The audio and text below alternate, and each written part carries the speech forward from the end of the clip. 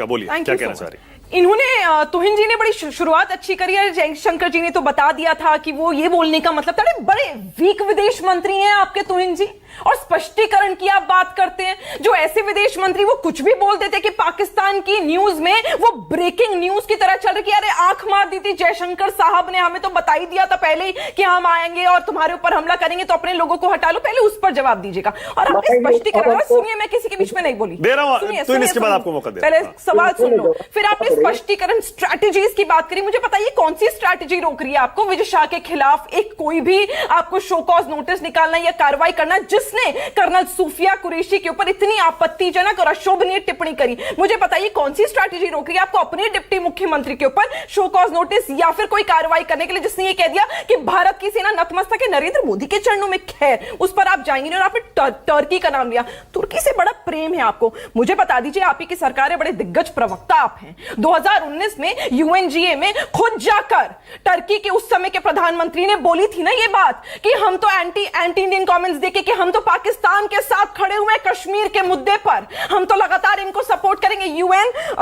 UNGA में भी बोला और ह्यूमन राइट्स काउंसिल में भी ये बात बोली थी कि हम तो कश्मीर के मुद्दे पर पाकिस्तान का समर्थन करते हैं। आपने सारा ट्रेड कैंसिल क्यों नहीं करा? मुझे 10 सेकंड। इन्होंने कहा कि अरे इनको बड़ा मजा आता है इधर उधर पाकिस्तान के चैनलों में चलना और मदद। अरे मुझे बताइए, किसने पठानकोट के बाद आईएसआई को बुलाया था एयरबेस पर? म्यूजियम था कि एयरबेस था कि आप आईएसआई के एजेंट्स को वहां पर घुमा रहे थे और बता रहे थे कहां से एंट्री है कहां से एग्जिट है, और पूरा आपने तो इन आपकी बारी, आपकी बारी। बस बोलिए।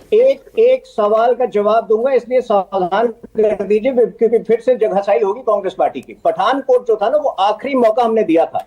हमने 1.5 साल, ये सत्य है कि 2014 मई से लेकर जनवरी 2016 तक हमने पाकिस्तान जो कभी टेढ़ा मतलब सीधा नहीं होना चाहता था, हमने कई मौके दिए। लेकिन 2016 जनवरी के बाद जो हालत हमने पाकिस्तान और कांग्रेस दोनों की है ना, वो विश्व ने देखा है। आप देखिए, पाकिस्तान को हमने FATF में शामिल कराया और वहां से पाकिस्तान की रीढ़ की हड्डी आज OIC में इनको पूरा सपोर्ट नहीं है। आर्टिकल 370 हम एब्रोगेट कर देते हैं, पाकिस्तान को समर्थन नहीं मिलता है। सऊदी अरेबिया हमारा सबसे एक इंपॉर्टेंट स्ट्रेटेजिक पार्टनर है। तो इस तरह से जियोपॉलिटिक्स बदली है। अब मैं निगत जी से एक बहुत छोटा सवाल पूछ रहा हूँ, टर्की में कांग्रेस पार्टी की ऑफिस है या नहीं है? अरे कितना करेंगे आपके वो जो है या नहीं बताइए ना। माफी मांग ली, तुम हिंसी हादसे का विषय बन जाओगे फिर से। ज्ञान दे रही है तो चैनल वाले उन्होंने माफी मांग ली। नहीं है आपकी वो कांग्रेस का नहीं झूठ। देखिए इस बात को आप वैलिडेट करेंगे, उन्होंने माफी। मैं नहीं कर सकता हूँ। कांग्रेस का ऑफिस कहाँ है नहीं है, मैं कैसे वैलिडेट कर सकता हूँ? एक चैनल ने माफी मांगी है, एक चैनल ने माफी मांगी है झूठी खबर चलाने के लिए, जिसके खिलाफ मालवीय के खिलाफ और उस चैनल के खिलाफ मैं नाम ले सकती हूँ चैनल का। नहीं आप उसमें देखिए, भारत के खिलाफ हमारी पार्टी ने कंप्लेन भी फाइल करी, FIR दर्ज भी हो गया, कोर्ट में केस है। आप जाकर देखिए, फैक्ट चेक करिए। मैंने कहा ये मालवीय के ट्वीट पढ़ के मत आओ तुहिन सिन्हा, बहुत झूठा आदमी है वो।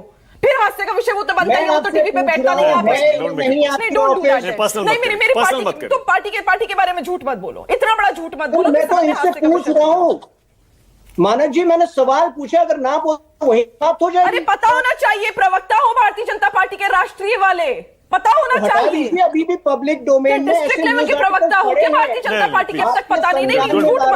झूठ मत बोलो। आपको संज्ञान में ला रहा हूँ, ऐसे न्यूज आर्टिकल्स अभी भी पढ़े, उनको हटवा दीजिए। आप हटवाइए ना, सरकार आपकी है। ओके चलिए अब आगे चलते हैं, ऑल राइट, ओके अब रुक जाइए, पहले